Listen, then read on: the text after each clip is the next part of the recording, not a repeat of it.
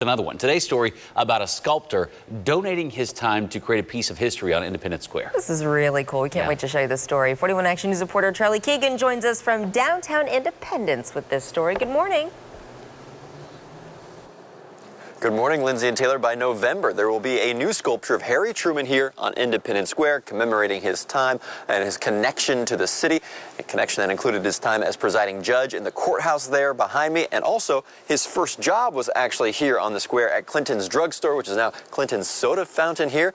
And who better to create this sculpture of Harry Truman than a man who actually met the president?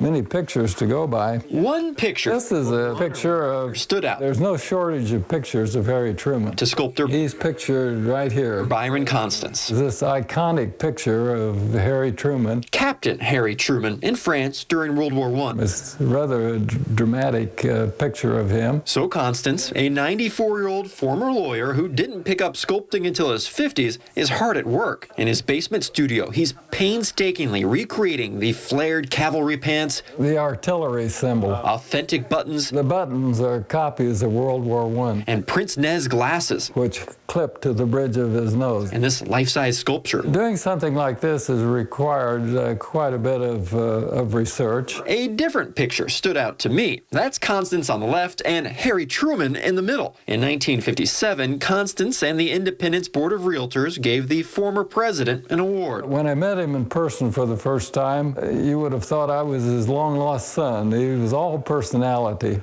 and a great conversationalist. It turns out Constance lived a few doors down from the former president and even shared a barber. On occasion, we would be together in the barber shop at the same time and engage in a little bit of small talk. As a very young child, I can remember being in the grocery store and the president coming in. Jeff Rogers and the Independence Square Association want to capture Truman's connection to the city with a series of sculptures around downtown. And continue that legacy, making sure people understand where we came from. Hopefully it guides us to a better future. A future taking shape from a personal connection to the past. As long as it's a fair representation of that picture taken of him in 1918, I think he'd be pleased with it.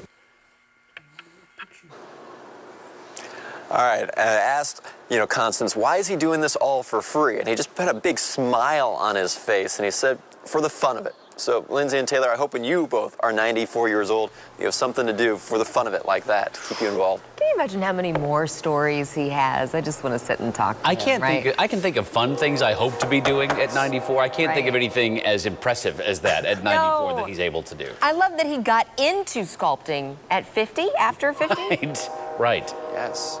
It's great. In his 50s, yes, taking classes and really developed along the way here. Really great work there, Charlie. Thank you very much.